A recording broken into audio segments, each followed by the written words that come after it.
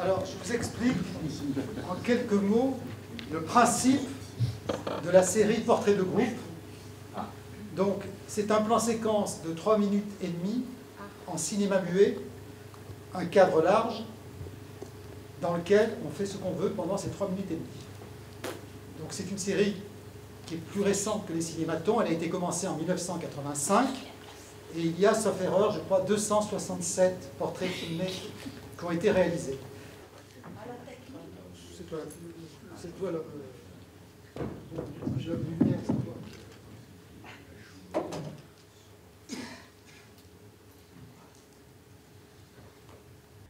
Bah merci Gérard pour ce. Écoute, c'est moi qui vous remercie parce que vous avez été. Merci à vous. Vous avez été parfait. Hein. Alors bon, personne n'a marché sur les mains, personne n'a dansé, mais ce qui est important dans un portrait de groupe, si vous voulez, c'est de rassembler un certain nombre de personnes par rapport à un événement culturel. Donc il y aura ce portrait de groupe, je crois 268. Donc, alors le titre exact, ça sera par rapport au nom du cycle. Enfin, je trouverai un titre, mais ça sera intéressant pour les générations futures de savoir qu'il y a eu un débat autour du journal filmé, de l'autobiographie à la Cinémathèque de Toulouse, le 29 janvier 2020, quand on sera, je ne sais pas, en 2220, par exemple, ce sera intéressant de voir ce document-là. Ouais. Bon, alors, justement, comme tu disais, on est dans autoportrait journal filmé, et c'est dans ce cadre-là que je souhaitais vous inviter, et aussi de vous avoir tous les deux, parce que, je disais tout à l'heure, moi je parlais de centaines, et tu me corrigeais, de milliers en fait, de films que vous avez chacun à votre actif. Donc je disais des cinéastes homériques, et en fait, j'y repensais, je pense que homérien est peut-être mieux, parce que dans homérien, il y a cette idée qu'on n'omet rien. Je suis aussi romérien. Alors, aussi, mais on va laisser Romer de côté. Et parce qu'il y a ce côté, en fait, l'Iliade et Odyssée, dont je parlais tout à l'heure. Et je me disais que peut-être ton cinéma, Gérard, est quelque chose de cheval de Troie, et donc côté l'Iliade, et que Boris, on serait plutôt du côté de l'Odyssée, d'un voyage d'Ulysse. Et je m'entends parce que, comme on parle d'écriture cinématographique à la première personne et qu'on dit une écriture singulière, mais en fait, je me rends compte, en ayant travaillé justement sur cette programmation, que c'est pas une écriture, mais qu'il faut utiliser le pluriel. Ce sont vraiment des écritures, et que chacune de ces écritures singulières est vraiment propre à son auteur. Et du coup, avec tous les deux, on a quelque chose de proche et en même temps éloigné, me semble-t-il, dans cette idée que Boris, dans votre cinéma, on est dans la mise en scène du jeu, JE, et que Gérard, on est plutôt dans l'enregistrement de ce qu'il y a autour du jeu.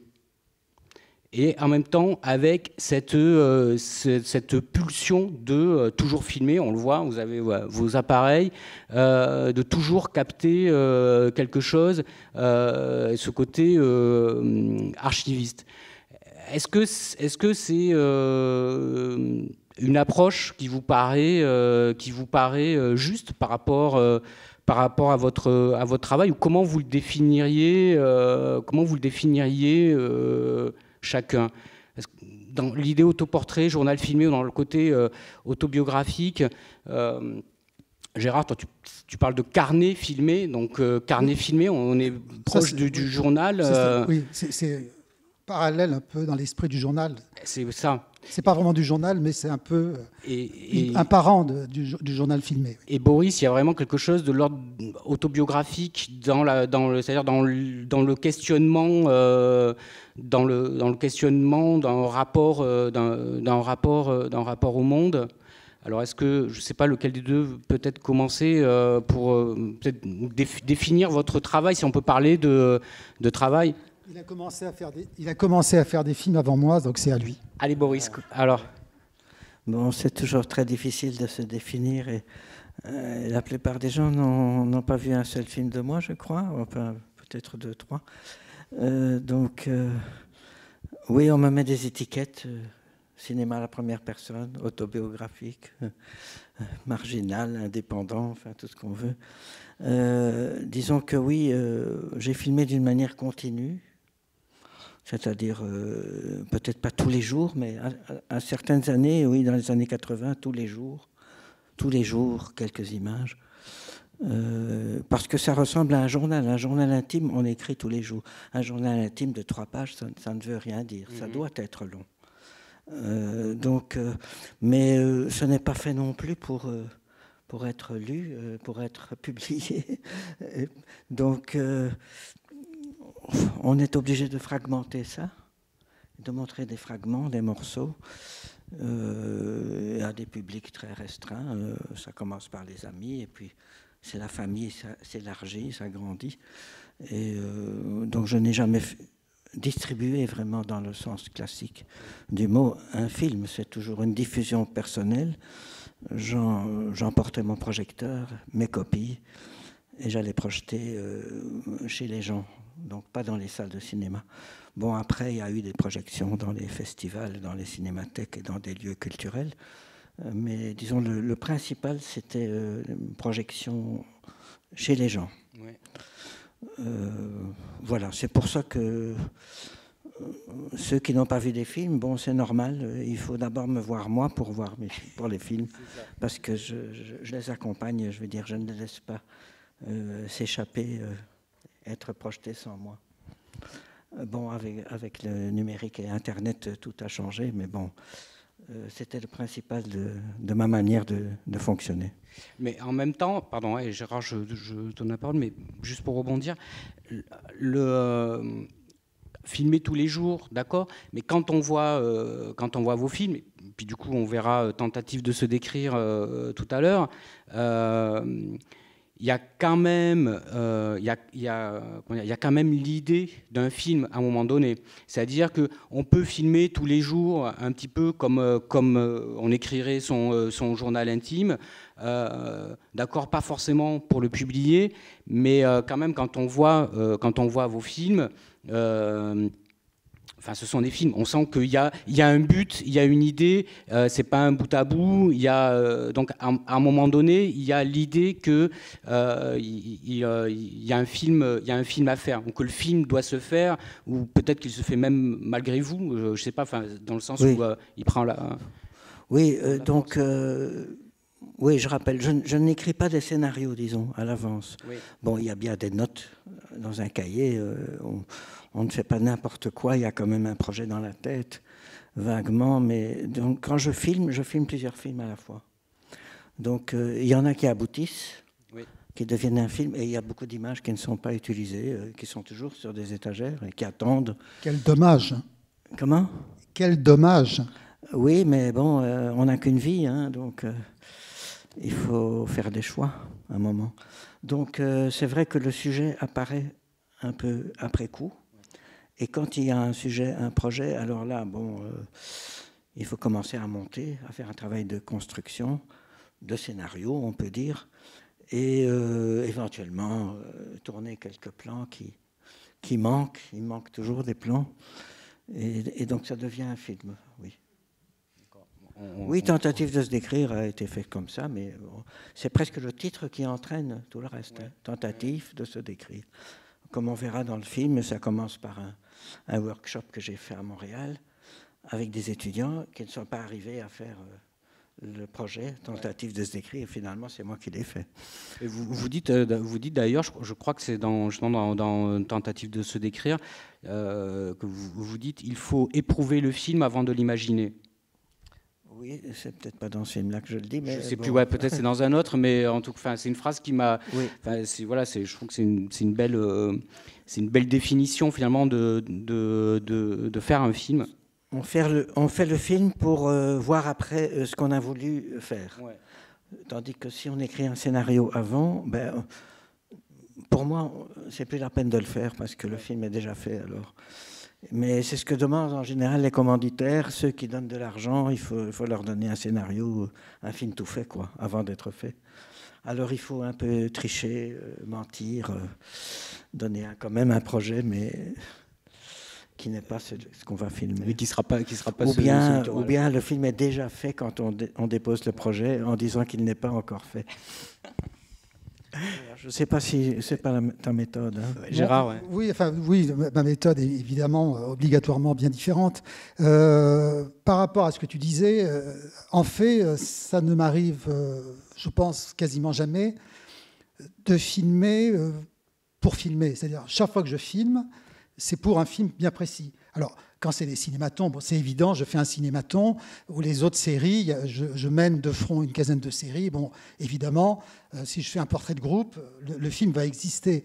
Mais pour mes autres films, c'est de la même façon. C'est-à-dire, si je filme, je sais que ça va faire partie d'un travail bien précis, soit un court-métrage, soit un long-métrage, soit ça sera un élément de mes carnets filmés. Je ne pourrais pas filmer si je ne savais pas que ça va servir à quelque chose de précis. C'est aussi bête que ça. Et alors, je ne vais pas dire que ça m'est jamais arrivé de filmer comme ça, mais c'est extrêmement rare. Et c'est vrai, les rares fois où j'ai filmé sans trop savoir, ça n'a rien donné et c'est resté sur une étagère. Donc, vraiment, dans plus de 99% des cas, quand je prends ma caméra pour filmer, c'est dans un but extrêmement précis pour en faire un film. Voilà. Mais par rapport, pour revenir au tout début de cette soirée, quand tu parles, par exemple, autobiographie, c'est quelque chose de... Enfin, je pense que tous les artistes, quels qu'ils soient, que ce soit dans le domaine du cinéma ou d'autres arts, si on fait de l'art, obligatoirement, on est dans l'autobiographie, bien entendu. Non, mais bon, sauf que là, le cycle que tu as choisi, c'est qu'on mettait des points sur les i. Et je trouve ça bien, par exemple, d'avoir choisi Amarcord dans ton film, parce que Fellini, s'il y a un cinéaste autobiographique, c'est vraiment Fellini. Il y en a d'autres dans les grands. Chaplin, c'est extrêmement autobiographique. Hein. Enfin, le personnage de Charlot, c'est totalement autobiographique. Orson Welles, c'est toujours autobiographique, même si c'est sous le couvert de films de polar ou je ne sais pas de quel genre. Mais bon, alors, pour revenir au début du début, quand j'ai commencé à avoir l'idée de faire des films, je savais que si j'essayais de faire un cinéma comme le faisaient les autres cinéastes, je ne sortirais pas du lot et je serais un cinéaste tout à fait ridicule. Quand j'ai commencé à faire des films, les plus grands maîtres de l'histoire du cinéma étaient encore vivants. Des John Ford, des Howard Hawks, des Hitchcock faisaient des films. Donc si soi-même on essayait de faire un cinéma un peu de cette façon-là, on était complètement écrabouillés. Donc dès le départ, quand je me suis dit je vais faire des films, dès le départ je me suis dit il faut faire quelque chose qu'aucun cinéaste n'a fait déjà. Autrement, ça vaut pas le coup, quoi. Donc c'était déjà une sorte de démarche artistique en fait. Dans le domaine, enfin un artiste, il essaie toujours de faire quelque chose, de créer quelque chose qui n'a jamais existé avant lui. Et donc, c'était, mon moteur au départ, c'était vraiment de créer des nouveaux concepts qui n'existaient pas au cinéma. Et puis, au départ, je ne savais pas du tout que je serais un cinéaste, un gros filmeur. Quand on se lance dans un art, on ne sait pas du tout ce qui vous attend. Ça va être plein de surprises. Si on m'avait dit, au moment où j'ai commencé à faire des films, que j'en ferais autant que j'en ai fait, j'aurais jamais pu l'imaginer à aucun moment. Mais j'ai compris aussi très vite, c'est que si je voulais faire du cinéma et d'une certaine façon en vivre, la seule manière, c'était de beaucoup tourner. C'est-à-dire que j'avais eu la chance de rencontrer Jean-Luc Godard au début où je faisais des films, et j'avais une longue discussion avec lui. Et je ne lui avais pas demandé un conseil, mais je lui avais demandé quel était un peu pour lui le nerf de la guerre, quoi. Qu'est-ce qu'il a fait fonctionner. Et il m'a dit je tourne beaucoup de films parce que je n'ai pas d'argent. Donc en faisant des films, je gagne ma vie. Et donc en faisant plus je fais de films, plus je gagne ma vie, plus ça me permet de faire des nouveaux films. Et en fait, à mon humble niveau, c'est ce que j'ai fait. Dès que j'ai eu une caméra entre les mains, je me suis je me suis lancé dans de nombreux tournages pour faire des films. Comme je le disais tout à l'heure, ce n'était pas pour tourner. Bon, bien sûr, dans les premières années, j'avais des projets. Je déposais des projets à l'avance sur recette, à l'aide de courts-métrages. Et en général, c'était refusé. Et au bout d'un certain nombre d'années, j'ai compris qu'il fallait que je fasse à ma façon. C'est-à-dire que très très vite, j'ai acheté mon propre matériel. J'ai pu être complètement indépendant. Et donc, à partir de ce moment-là, si vous voulez, j'ai été porté par la vague du cinéma. Et voilà, et la machine était lancée. Et donc, elle ne s'est pas arrêtée. Mais bon, j'espère quand même ralentir un peu mon rythme. Mais voilà, ça c'est, je dirais même, à mesure que la technique évolue, il est évident que, par exemple, en 2020, je tourne beaucoup plus de films qu'en 1980, parce que la technique le permet. Mais je tourne beaucoup plus de films en travaillant un peu de la même façon. C'est-à-dire que le problème, quand je travaille avec des étudiants, souvent ils me disent j'ai plein d'idées, mais je ne sais pas quoi faire. Et c'est vrai qu'avec le matériel qu'on a aujourd'hui, c'est très facile, on peut tout faire, au niveau du tournage, au niveau du montage, au niveau du mixage. Et en fait, c'est un piège de tout avoir. Quand j'ai commencé, et quand Boris Lehman a commencé, on travaillait qu'en pellicule, la pellicule coûtait cher, donc si on se produisait soi-même, on n'avait pas le droit à l'erreur. Donc il fallait, quand on appuyait sur le bouton « marche », il fallait qu'on ait quand même les idées assez claires dans la tête. C'est-à-dire qu'on ne pouvait pas se dire « oui, on verra ce que ça donnera ». Non, c'est-à-dire que je sais que quand je filmais, j'avais beaucoup réfléchi à ce que je devais filmer. Même s'il y avait de l'improvisation qui était là quelque part, avant tout, il y avait eu beaucoup de maturation. Par exemple, quand j'ai fait mon premier cinématon le 7 février 1978, ça faisait des années que ça travaillait dans ma tête. J'avais écrit des textes sur Philippe Garrel, sur Chantal Akerman notamment, où je lançais l'idée du cinématon sans le savoir, par rapport au travail sur la durée, sur le cinéma muet. Et donc voilà. Non, mais je vais laisser la parole à... J'étais lancé, je vais laisser la parole à Boris. Est-ce que... ouais, pardon, non. Parce que Boris, vous disiez, il y a des films que...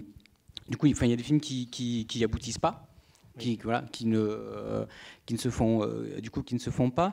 Et il y a aussi cette idée, alors je ne sais plus dans quel film vous dites ça,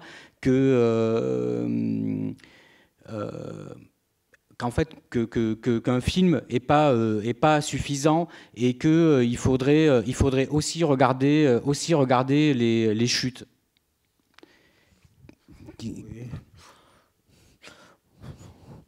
Oui et non. Enfin bon, un moment on fait un film. Bon, voilà, il y a un début et une fin.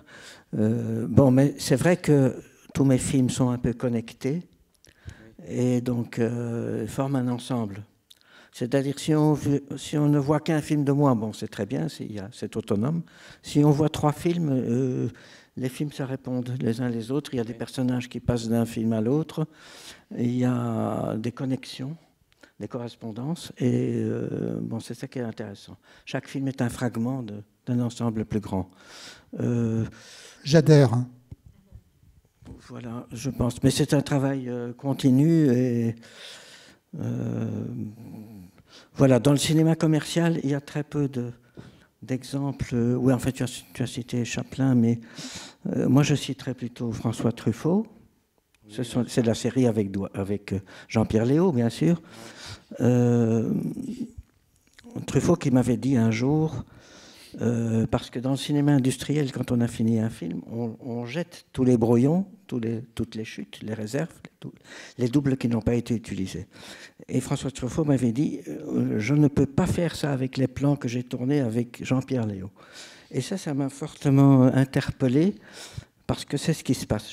Je n'arrive pas à jeter mes chutes parce qu'elles font partie de ma vie. Ce sont mes amis que j'ai filmés. Et je fais encore un film aujourd'hui que j'appelle Fantôme du passé, parce que je retrouve dans les images que j'ai faites il y a 40 ans beaucoup de personnes qui sont mortes, en fait, mais elles vivent encore dans la pellicule. Oui.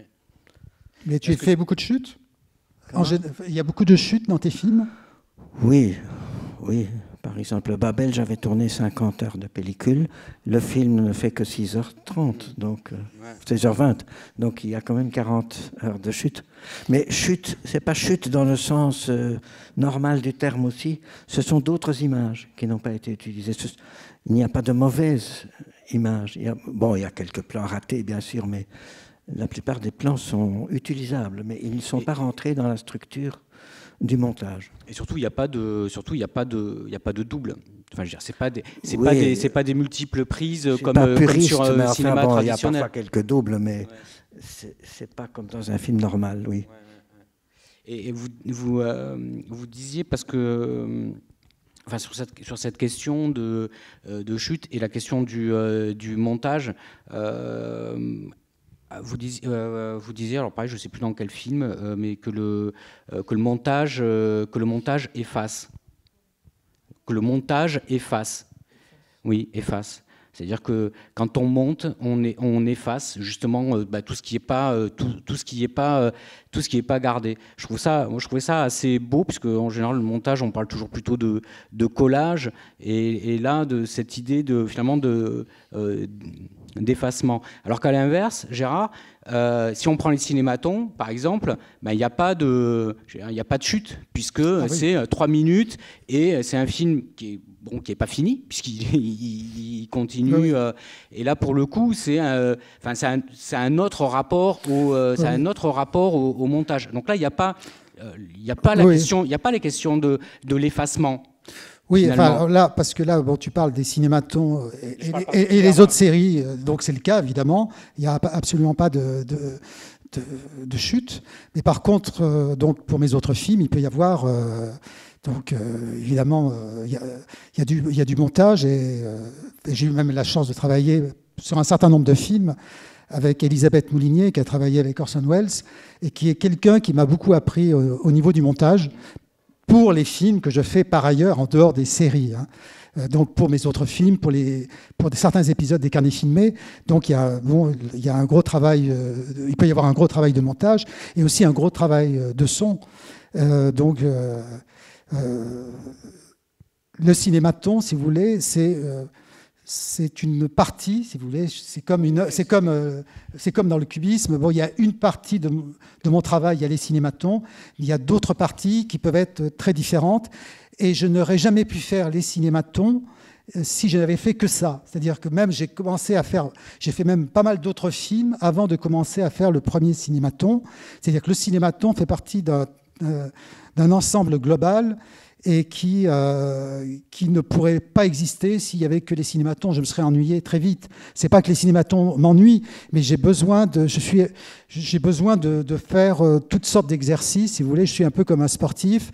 Donc, dans certains sports, un sportif, au niveau de son entraînement, il a un certain nombre de gammes d'exercices à faire qui peuvent être très, très différents les uns des autres.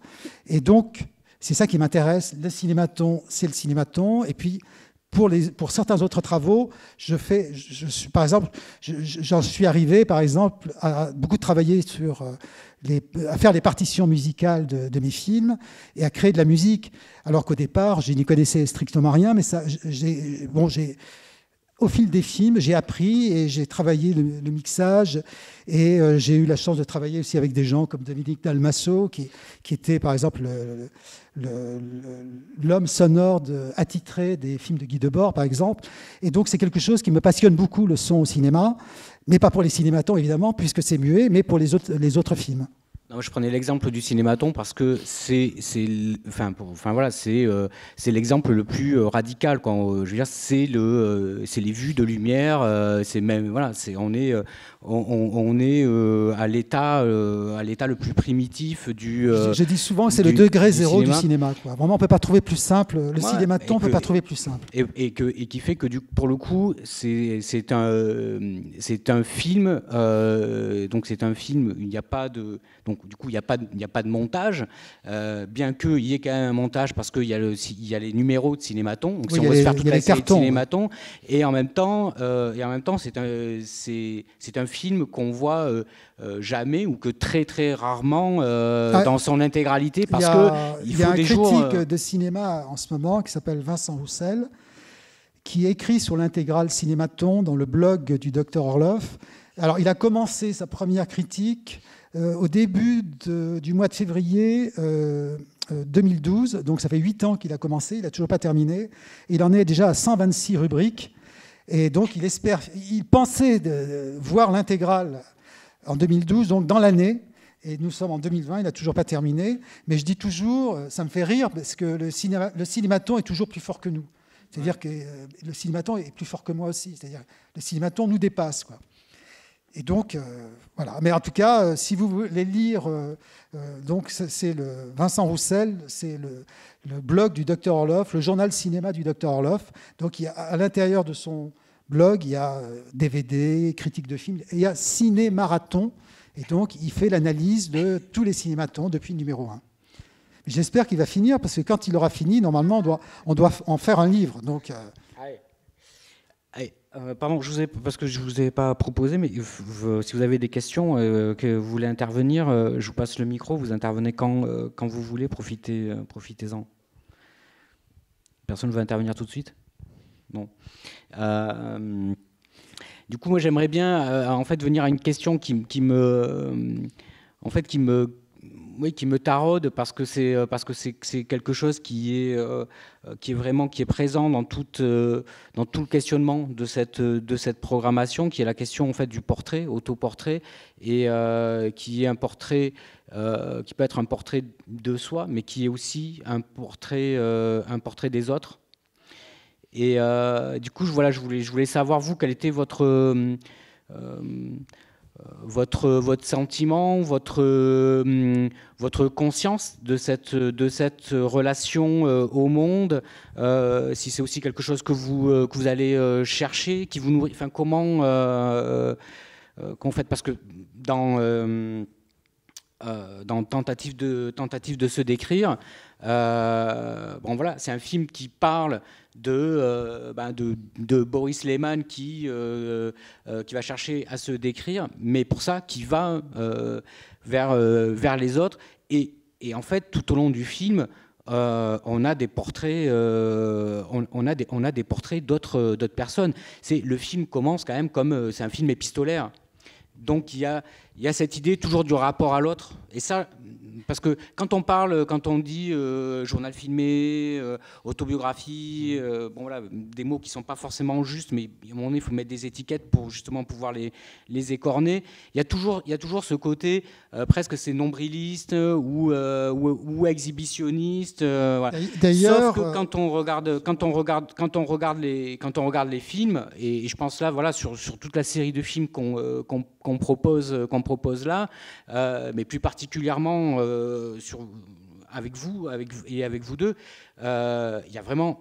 c'est un cinéma qui est complètement altruiste, mais comme aucun autre genre cinématographique ne l'est. Est-ce que vous pouvez parler de ça, peut-être de ce rapport ? C'est vrai que je ne raconte pas ma vie dans mes films. Je ne dirais pas on ne sait rien de ma vie, on sait peut-être quelque chose, mais enfin, c'est pas... Donc l'autobiographique, c'est quelque chose de très en arrière-plan. Autoportrait, c'est plus juste, je suis d'accord. Mais bon, toutes les œuvres d'art sont en quelque sorte des autoportraits. On pourrait dire aussi autofiction, parce que bon, je me mets en scène moi-même, donc je suis dans l'image. On peut faire des... C'est là que tu rejoins Chaplin. Comment ? C'est là que tu rejoins Chaplin. Autofiction. Non, mais quand tu parles d'autofiction. Oui, sans doute. Il y a quelques réalisateurs qui se sont mis en scène eux-mêmes, comme Nanni Moretti ou d'autres. Mais disons que mon cinéma est beaucoup moins scénarisé que les exemples que tu donnes. bien que mon cinéma reste quelque chose de narratif. Oui, je raconte quelque chose. Et c'est souvent ma voix off qui fait le lien entre les scènes et les images. Un peu à l'exemple de Jonas Mekas, qui est quand même un peu mon père en cinéma, je dirais, qui a donné le ton. Bien que mon style est très différent de lui, mais il y a beaucoup de correspondances dans les amis qu'on filme, c'est-à-dire c'est la grande famille d'amis qu'on essaie de mettre dans l'image et voilà, qui donne une espèce de géographie et de temps aussi. C'est le film d'une époque, comme on dit. Cette question du temps, elle est vraiment quand même très très importante. D'un temps qui est fixé, parce qu'à un moment donné, c'est-à-dire qui est enregistré. C'est un premier temps, mais après il y a le temps, il va y avoir le temps du montage, parce qu'il y a des films, il y a des films qui sont étalés sur plusieurs années, et on a même Boris, on a même justement sur la question de la voix, et des films où il y a la voix enregistrée au moment où l'image est prise et la voix qui vient au moment où le film touche à sa fin, et il s'est passé du temps là, et du coup c'est tout cet interstice qui est aussi travaillé. C'est pas, en fait, c'est vrai que autobiographique, c'est vraiment pas le bon mot, mais c'est autobiographie en regardant les autres. Oui, ou c'est un film qui interroge la vie. Tout simplement, qui n'est pas forcément sa vie, mais la vie, c'est-à-dire le défilement, le temps, parce que c'est ça aussi. Ouais, tu parlais de psychanalyse dans ton film, je crois. Et bon, le cinéma, c'est un peu grossier de dire le cinéma c'est ma psychanalyse, mais enfin, donc le cinéma me permet de voir comment je vis finalement. Alors c'est pour ça que bon, il y a la phase de tournage, comme tu dis, qui est un peu inconsciente. Enfin, je vais dire, je ne réfléchis pas trop sur ce que ça veut dire. Mais bon, 10 ans après, je revois les images et je les commente. Et je vois un peu ce qui s'est passé et voilà, j'oriente un petit peu dans le montage, bien sûr, je fais des choix. Ouais. Mais voilà, c'est ça. Et je dois aussi m'accepter, parce que quand je me filme, il y a des choses qui me gênent, que je ne veux pas montrer, que je cache. Mais bon, finalement, au fur et à mesure, au fur du temps qui se passe, on est bien obligé d'accepter sa calvitie, ses rides, le temps qui passe, etc., les gens qui meurent autour de soi. Donc ça fait partie du processus. Ça veut dire que du coup, par exemple, ça veut dire que c'est pas tant chercher à conjurer le sort du temps qui passe, mais finalement à mieux accepter le présent. Oui, mais enfin, c'est quand même à la recherche du temps perdu. Hein. Je veux dire, on est toujours en retard. Hein. On doit toujours faire un flashback sur ce qui s'est passé. On n'arrive pas à vivre au présent et à filmer le présent. Enfin, c'est très compliqué. Ça veut dire que, par exemple, quand on filme, du coup, on est... c'est-à-dire qu'on se coupe du moment présent. On parlait de fractionnement. Et ça veut dire que du coup, il y a ce fractionnement aussi dans le moment présent. Ça veut dire que si tu sors ta caméra là pour filmer, ça veut dire que du coup, tu n'es plus avec nous parce que tu es d'abord dans ton film et dans ce que tu filmes. Il n'y a pas de... C'est difficile à dire. Il y a des cas tellement différents et il y a des films tellement différents que c'est difficile d'avoir... de généraliser. Non, par exemple, si je prends l'exemple des cinématons, à partir du moment où la personne est libre de faire ce qu'elle veut et que je me refuse à intervenir en quoi que ce soit, c'est-à-dire même si la personne me demande, tiens, est-ce que je préfère... quelquefois, pendant le cinématon, il y a des personnes qui me demandent un conseil, mais je refuse. Le cinématon, la personne est libre de faire ce qu'elle veut. Donc, je ne veux surtout pas parasiter, même très légèrement, son comportement. Donc là, si vous voulez, quand je fais un cinématon, je suis beaucoup plus détaché. Mais par exemple, pour d'autres films, quand je fais mes carnets filmés, où là, je suis avec la caméra, là, c'est complètement différent. Là, je suis presque en hypnose. Parfois, ça dépend dans quelle situation, mais ça sera complètement différent. Et c'est ça qui m'intéresse aussi, d'être dans des situations extrêmement différentes les unes des autres.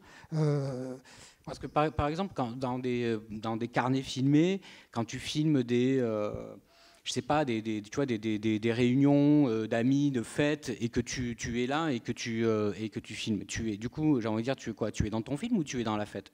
Tu vas me dire, tu es dans les deux, mais comment Non, mais là, je suis dans le film, évidemment.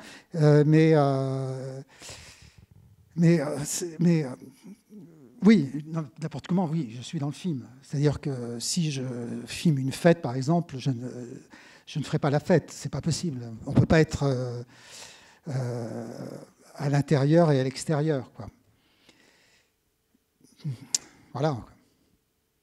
Mais là, ce qui est bizarre, tout à l'heure, on a vu un film qui s'appelle 2000 Cinématon.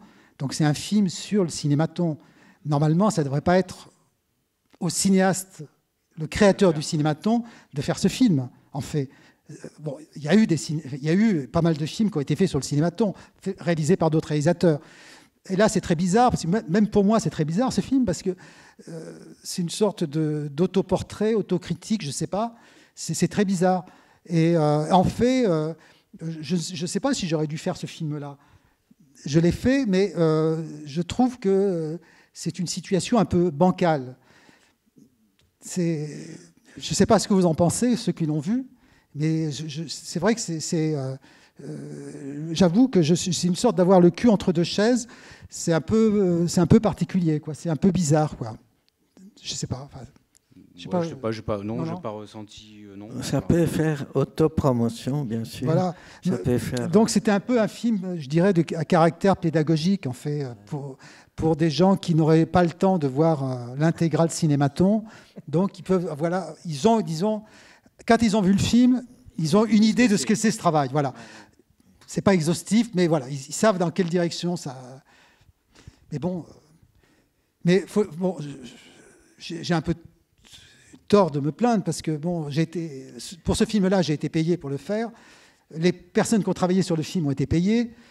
Donc j'ai fait travailler l'industrie du cinéma. J'avais qu'à pas proposer ce film-là. Enfin, j'ai pas vraiment proposé le film puisque le producteur avec qui j'avais fait L'Homme des Roubines avait beaucoup aimé L'Homme des Roubines et il m'avait dit on peut faire un film très vite. Est-ce que tu as une idée? Alors j'avais deux solutions, soit lui dire oui, on va faire un film sur le cinématon par exemple, ou lui dire écoute, je vais réfléchir, puis dans une semaine ou 15 jours, je te rappelle et je te propose un projet. Si j'avais choisi la deuxième solution, je lui aurais proposé, je pense, n'importe quel projet, jamais le film se serait fait. Alors que là, il a dit, quand je lui ai dit oui, si on faisait un film sur les cinématons, il a dit formidable, on y va, c'est parti. Voilà, donc j'avais pas d'idée, donc n'ayant pas d'idée, j'ai dit cinématon, et le type a dit oui. Puis après, voilà, le film a été lancé, il y avait le fonds de soutien du CNC, et voilà, on a pu le faire avec un tout petit budget, mais on a pu le faire. C'est très bizarre, j'ai des films qui me tiennent vraiment à cœur, que j'aurais voulu réaliser, et donc j'ai jamais pu trouver l'argent. Bon, j'ai pu quand même les réaliser bien des années après, mais là, j'ai fait comme ça, et voilà, c'est très, le cinéma, c'est très irrationnel. C'est pas quelque chose. On est dans l'illogisme total. Mais bon, le film est là, voilà. Et du coup, vous, Boris,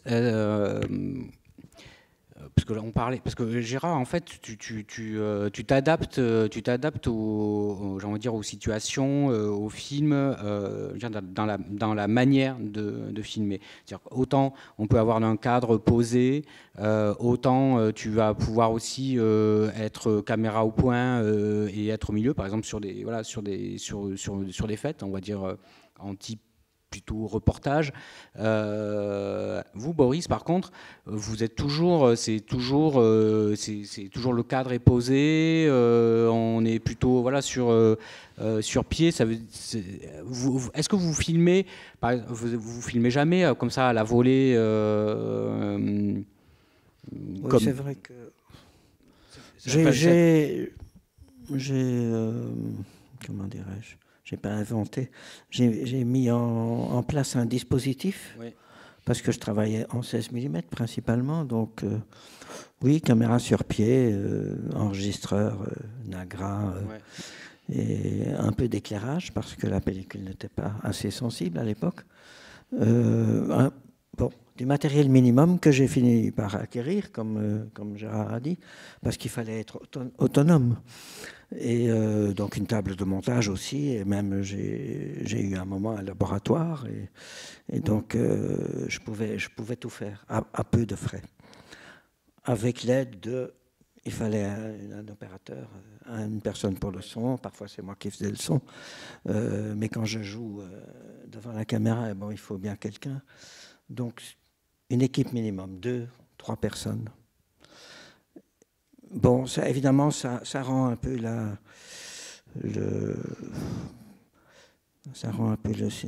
mon cinéma un petit peu comme ça, immobile, je ne sais pas comment on dit, un peu statique. Statique. Mais parce que j'avais besoin... Il n'est pas pour autant statique.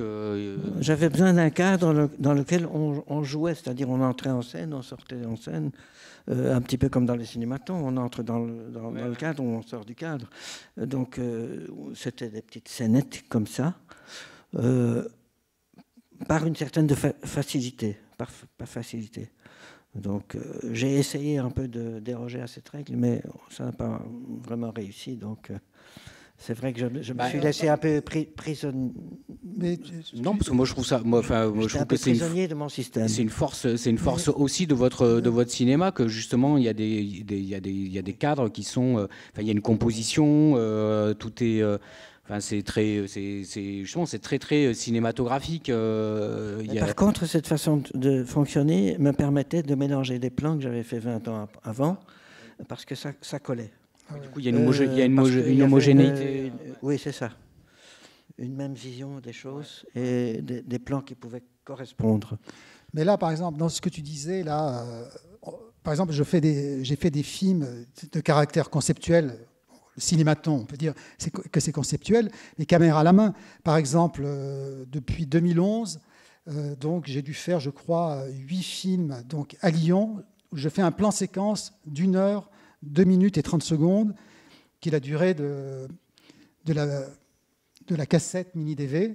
Donc je fais tout un circuit dans Lyon, où je pars de la colline de Fourvière, donc je vais à l'intérieur de la basilique, je redescends sur les bords de Saône, je traverse tout le centre, je passe devant la mairie et je monte jusqu'à la colline de la Croix-Rousse.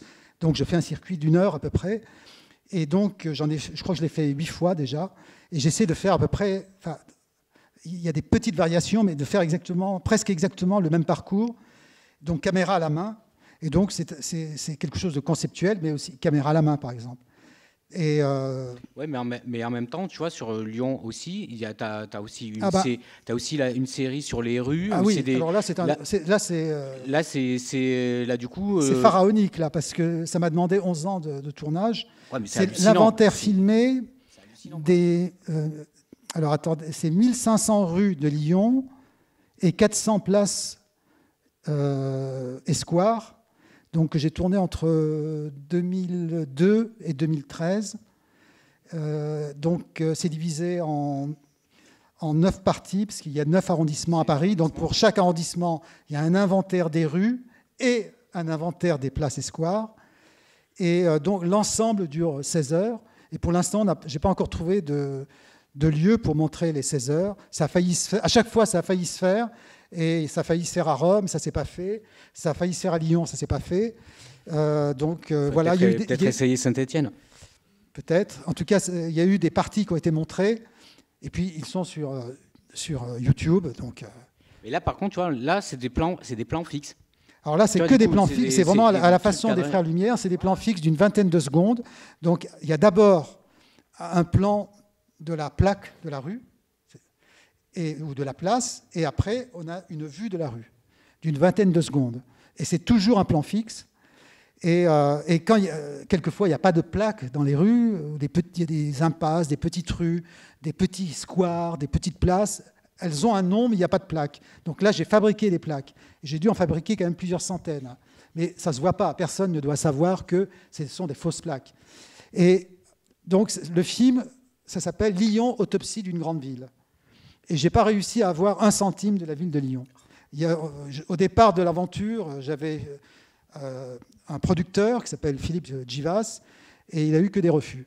On n'a pas trouvé 1 seul centime. Et ce qui est très amusant dans cette histoire, c'est qu'au départ, j'ai filmé que le quartier de la Croix-Rousse, qui était mon quartier de ma naissance, et j'ai fait un film que sur ce quartier en 2002. Et là, on avait trouvé de l'argent. Donc, ça a été coproduit par une chaîne de télévision. Donc, le film a existé, a été montré. Et c'est à partir de ça que j'ai eu l'idée de faire tout Lyon. Quand j'ai vu ce que ça donnait sur un quartier, je me suis dit, je tiens quelque chose de vraiment qui fonctionne, je vais le faire sur tout Lyon. Alors, ce qui est très amusant, c'est qu'on a eu de l'argent pour l'inventaire des rues. Ça s'appelle Inventaire filmé des rues de la Croix-Rousse. Mais après, quand on a voulu faire sur tout Lyon, on n'a pas eu 1 seul centime. Et d'ailleurs, le producteur, au bout d'1 an, il s'est désengagé et j'ai continué tout seul. Et je me suis complètement autoproduit comme sur une grande partie de mes films. Pas tous mes films, non pas Le Journal de Joseph M. et 2000 Cinématons. Là, sont 2 films qui ont été produits, mais la plus grande majorité de mes films, je les ai autoproduits. Comme Boris, d'ailleurs. Oui, ça montre un peu le caractère encyclopédique de nos cinémas, dans des styles différents. Mais bon, si moi je parle de Babel, Babel, j'ai commencé en 1983. C'est un film qui est aujourd'hui divisé en 7-8 films qui ont couru sur 35 années de ma vie. Donc là aussi, je ne sais pas encore. Je suis en train de terminer le dernier épisode et demi qui manquait. Il y avait un chaînon manquant. Donc là, voilà, je rêve d'une projection intégrale. C'est une 30aine d'heures. Voilà, je ne sais pas encore comment ça va se passer. Parce que là, j'ai des chances. Avec 16 heures, j'ai peut-être des chances alors. Si toi tu veux. Alors, ce qu'il faudrait dire aussi, pour revenir au cinématon, c'est que les cinématons, il y a quelquefois des rétrospectives intégrales. Alors, à ce jour, il y en a eu 18. La dernière a eu lieu il y a très peu de temps. C'était au mois de septembre à Berwick, en Angleterre, où ont été montrés 3150 cinématons, je dirais, et 204 heures de film. Donc tout a été montré du premier au dernier, donc par ordre chronologique. Et donc c'était la 18e intégrale. Alors il faut savoir que plus les années passent, plus les intégrales sont longues, et plus le temps passe, plus elles sont difficiles à organiser. Je me souviens de ma première intégrale au mois de décembre 1978. Je clôturais ma première année de tournage, et à la galerie de l'ouverture, j'avais fait, avec un ami cinéaste, Théo Hernandez, on avait montré toute notre production, tout notre catalogue, on avait montré tous nos films, et notamment j'avais montré l'intégrale des cinématons. Donc c'était la première, il y avait 44 cinématons, puis la deuxième intégrale, c'était à la Cinémathèque française, il y en avait 100, c'était en 80, puis la troisième, c'était au Centre Pompidou, il y en avait 150, puis après on est passé directement à Montréal à 560, voilà, puis après il y en a eu plusieurs, et puis la première, il y a eu 1000 cinématons au Centre Pompidou en 1980, voilà. Et la première où on dépassait les 2000 cinématons, c'était à Lucca, en Italie, en 2010, où là, il y en avait peut-être 2300, je ne sais plus exactement. Et voilà. Mais alors, à chaque fois qu'il y a une rétrospective intégrale, je me dis, ça sera peut-être la dernière, parce que comme ça devient de plus en plus compliqué à organiser, je ne sais pas s'il y en aura d'autres. En tout cas, de mon vivant. Après, je ne sais pas ce qui se passera. Mais voilà, à chaque fois, c'est vraiment un événement, parce que ça se passe pas souvent, quoi. En 42 ans de tournage, j'ai eu 18 intégrales. C'est comment ? C'est beaucoup, c'est bien. Oui, c'est quand même pas mal. Si tu le dis. Ouais. Est-ce que du coup des questions, parce qu'en fait on est bientôt, il est déjà moins 25, donc des questions, des remarques ? Gérard. Ah, si, c'est mieux. Est-ce que tu as fait ton cinématon? Alors, j'ai été le premier, le premier cobaye officiel, puisque j'ai fait un numéro 0 en 1977, je crois que c'est le 16 ou 17 octobre 1977, et donc, au départ, je ne pensais pas le mettre dans la série, c'était un portrait que je devais intégrer dans mon long métrage que j'étais en train de finir à ce moment-là, qui s'appelait Urgent ou à quoi bon exécuter des projets, puisque le projet est en lui-même une jouissance suffisante. Et puis quand j'ai fait mon premier cinématon le 7 février 1978, je l'ai numéroté numéro 1. Et puis après, au bout de quelques années, je me suis dit, ce serait bête de ne pas mettre le numéro 0, et donc je l'ai intégré dans la collection. Et quand je suis arrivé au numéro 1000, qui clôturait 10 ans de tournage, le 31 décembre 1987, donc j'ai fait le 1000e cinématon, et le lendemain, je me suis dit, ça serait peut-être bien de recommencer à faire un cinématon pour inaugurer un nouveau millénaire. Donc j'ai fait le 1001. Et quand je suis arrivé à 2000, donc le 1er janvier 2000, j'ai fait le 2000e. J'avais une chance sur 100 d'arriver à cette date avec ce numéro. Je peux vous dire qu'à aucun moment je pensais que j'arriverais à ce numéro-là. J'ai rien fait pour arriver comme ça. Hein. Si la veille on m'avait dit tiens, il y a Coppola, faut vite tu viens, il y a Coppola à filmer, ben, le 2000e ça aurait été Coppola. C'est un coup de chance incroyable. Bon, j'ai fait le 2000e. Bon. Et puis quand je suis arrivé au 3000e, je me suis dit ça serait peut-être intéressant que je sois le 3000e. Et comme par hasard, c'est tombé le jour de mon anniversaire, c'était le 4 décembre 2018. Donc j'ai fait le 3000e. Alors là, ce sont les cinématons que je dirais officiels, mais en dehors de ces cinématons officiels, il y a plein de cinématons officieux. Et quelquefois, par exemple, quand j'achetais une nouvelle caméra pour faire un test avec cette nouvelle caméra, je me disais, bah, tiens, je vais faire un cinématon, mais que je mettais hors collection. Parce qu'il existe aussi des cinématons hors collection qui ne sont pas dans la numérotation de 0 à 3118. Et alors, des cinématons hors collection, j'en ai fait plein. Puis j'en ai fait aussi pour quelquefois des chaînes de télévision. J'en avais fait un pour TF1, un pour Antenne 2. Et donc, je dirais, au total, je dois avoir peut-être une trentaine de cinématons hors collection, ou 25, plus les 6 ou les 5 officiels. Voilà, donc... et alors, je peux dire qu'avec toute cette expérience, eh ben, ça me donne aucun avantage de plus que les autres. C'est-à-dire que chaque fois que je fais un cinématon, je suis aussi bon ou aussi mauvais que tout le monde. C'est-à-dire que c'est pas parce que je connais le concept, que je l'ai inventé, que je l'ai exploité jusqu'à la corde, que je vais être plus à l'aise que n'importe quel kidam que j'ai déjà filmé. Et c'est ça qui m'enthousiasme beaucoup. Je sais que je vais être comme tout le monde. Je serai ni au-dessus ni en dessous. Je serai mélangé, mêlé dans cet océan de portraits filmés. Je suis désolé d'être aussi long.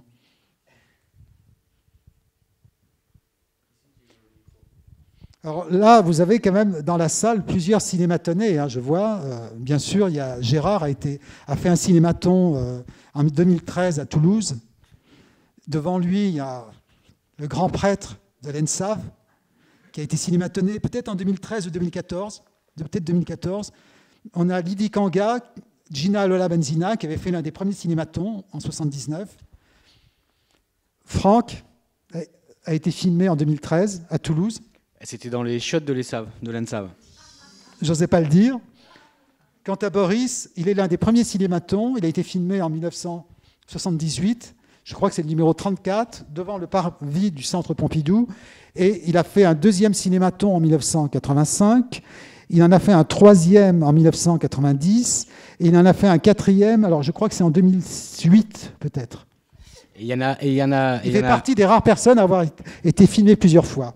Donc, ouais. Ce qui montre l'importance de ce personnage dans la vie cinématographique. Et puis, j'ai envie de dire d'autant plus important que c'est le seul qui a détourné le cinématon, ou en tout cas une des règles, puisque c'est bien dans la tentative de se décrire, il y a le troisième cinématon. Il y a le tournage du cinématon. J'ai été piégé. Il y a le cinématon et Boris filme le cinématon.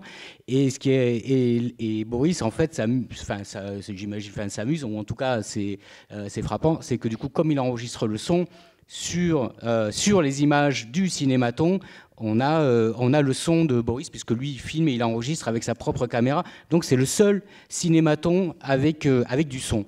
Enfin, qui n'est pas vraiment un cinématon, mais voilà, qui a un détournement. Mais j'ai été piégé. Le cinématonné.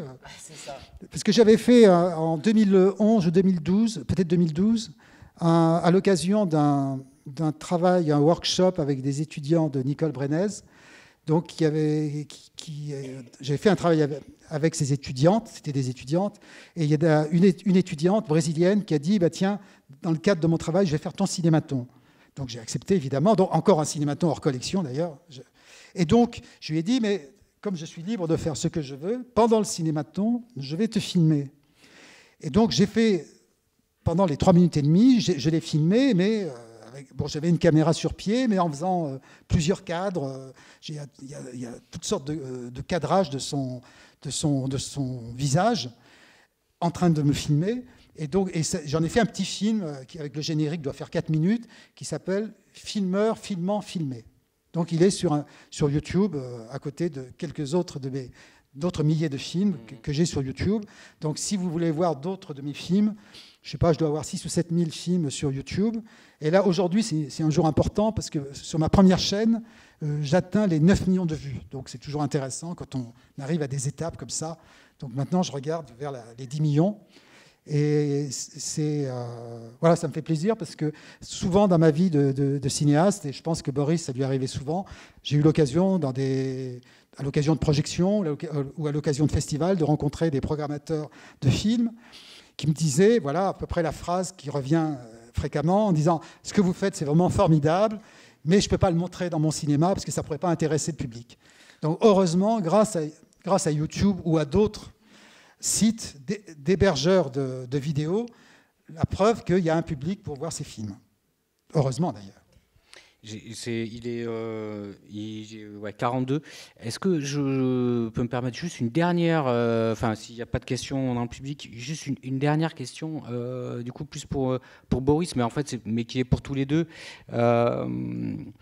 C'est surtout, vous en parliez tout à l'heure au tout début de la rencontre. Du point de départ ou de tentative de se décrire, qui était justement un travail, c'était un stage, un travail avec des personnes sur justement la question de se filmer ou de se raconter, et qui n'a pas abouti véritablement. Et moi je trouve ça d'autant plus intéressant qu'on pourrait penser, on pourrait se dire, et d'autant plus aujourd'hui qu'on a une démocratisation des moyens, que finalement n'importe qui pourrait faire un film, à partir de soi finalement, sauf qu'en fait c'est peut-être ce qu'il y a de plus compliqué finalement pour faire un film. Et là l'expérience c'est un peu ça, puisque finalement, ils n'arrivent pas à se raconter. Tout ça, pour dire que c'est un exercice qui est extrêmement complexe, en fait, de faire un film où on se met en scène. Oui, de faire un film tout court. C'est un paradoxe. C'est très facile de filmer, de faire un film finalement, mais en même temps c'est très difficile. Donc c'est comme d'écrire, hein. N'importe qui peut écrire. Mais du coup la difficulté, elle serait à quel niveau? C'est-à-dire que c'est pas une difficulté technique, c'est la difficulté de... Non, mais je pense que juste filmer, tout le monde filme la Tour Eiffel, je veux dire, c'est du filmage de touristes. Donc c'est une image superficielle, cliché, que tout le monde fait, mais si on ne fait rien avec ça, ça reste une image qui n'a pas de sens. Pour faire un film, il faut engranger Les plans, il faut leur donner mais un quand sens. même- mais quand t'as même, raison. parce Puis, que je voulais- enfin, moi, je sais pas, quand tu as fait ton premier film, quand j'ai fait mon premier film, je sais pas, mais ça faisait des années que ça a incubé en moi. C'est-à-dire, à un moment donné, bon, c'est sorti, ça a donné un film, mais c'est pas du jour au lendemain, me levant le matin, tiens, je vais faire du cinéma. Non, ça faisait des années, et même, je pense, même quand j'étais enfant, j'avais 7-8 ans, je connaissais rien du cinéma, mais déjà, je vois, par la façon dont je fonctionnais, que tout ça se mettait en place. Je pense que Boris ne me démentira pas, non, je sais pas, quoi. Quand tu as commencé, tu t'es lancé. C'est une pratique de longue durée. Ça ne s'apprend pas vraiment dans une école de cinéma. Hein. J'ai fait une. Ça devant les savent, parce que alors là, c'est terrible. Donc, ça s'apprend par la pratique. Je veux dire, bon, hein, voilà. Non, mais c'est en filmant qu'on devient filmeur. Les briques l'une derrière l'autre, l'une à côté de l'autre pour construire une maison. Bon, c'est la même chose. Bon. Alors du coup, mais ça veut dire du coup que c'était pas justement, ce projet, cet atelier, là en l'occurrence, ça veut dire que du coup, c'était pas une bonne idée. Parce que c'est quand même aussi, ce sont quand même des personnes qui viennent, qui donc ont une envie de cinéma quand même, quoi. Donc ça veut dire on peut avoir envie puis finalement laisser tomber.